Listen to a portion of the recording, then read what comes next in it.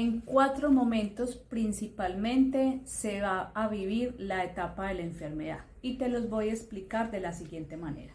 El momento 1 es cuando se genera ese shock, ese evento traumático en la vida que se da de una manera inesperada, dramática y se experimenta en soledad y genera una emoción primaria, y esa emoción primaria viene anclada a ese conflicto de vida que se presenta. La parte 2 viene una fase fría de la enfermedad. ¿Qué quiere decir esto? Aquí comenzó a generarse una enfermedad en el organismo, sin embargo la persona no se percata de esto. ¿Por qué? Porque se encuentra en una actividad permanente tipo estrés, donde está necesitando que toda su energía vaya a encontrar y descubrir la solución para ese conflicto de vida que se generó o para ese shock que se vivió, ese shock biológico, ese evento traumático, ese conflicto de vida.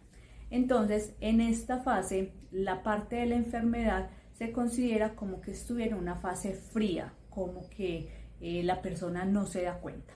Luego viene la tercera parte, que es la solución. La persona encuentra la solución al conflicto, la solución a ese evento traumático, la solución a ese conflicto de vida. Y una vez encuentra la solución de una manera consciente o a veces inconsciente, sin embargo se encuentra, entonces ahí es donde se genera la última parte de estas etapas de la enfermedad, y es esa fase tibia o caliente, donde la enfermedad ya brota, ya sale, ya se empieza a manifestar, ya la persona la siente, ya la persona se percata de que hay algo que no está funcionando adecuadamente en su organismo, y es donde se empieza a consultar, donde se empiezan a adquirir los diagnósticos relacionados, y que luego de eso hay un sinnúmero de reacciones debido a ese encuentro de qué está pasando en el organismo que no está funcionando adecuadamente. Entonces viene, para resumir, el evento traumático, luego una fase fría de la enfermedad, luego viene la solución de ese conflicto de vida, y por último una fase caliente donde brota la enfermedad, donde brotan los síntomas, donde llegan los diagnósticos. Y esta última fase es la más crítica. ¿Por qué? Porque es cuando las personas realmente se sienten enfermas, donde están realmente enfermas o donde se aumentan los síntomas en su organismo, y es donde comienzan mayormente los miedos, y de ahí infinidad de emociones que se derivan. Entonces es muy importante que conozcas estas fases de la enfermedad, qué lo desencadena y qué lo puede parar, ¿sí? Cuando la persona es consecuente y coherente con la solución que encuentra, entonces la enfermedad llega y pasa por un periodo, por esa última fase caliente, ¿sí? Y termina. Y la persona nuevamente entra en una normalidad en salud, como venía antes. ¿Qué es lo que pasa? Que cuando las personas, digamos, no son coherentes con esa solución que encuentran, entonces ahí es donde la enfermedad, en lugar de que se vaya, puede instaurarse más profundamente, o pueden adherirse otras. ¿Por qué? Por todas esas consecuencias y esas cascadas de sensaciones y emociones que se van derivando al conocer la enfermedad ya de base, ¿sí? Ya cuando se brotó la enfermedad. Entonces, ¿cuál es la recomendación acá?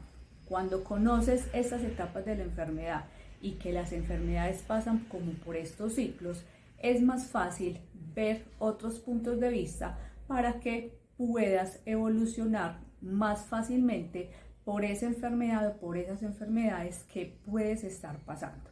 Entonces, tenlo en cuenta. Además de eso, cuando se da ese choque inicial, ese shock biológico, eso que fue dramático, inesperado y experimentado en soledad, se genera y se tocan como 3 niveles grandes, ¿sí?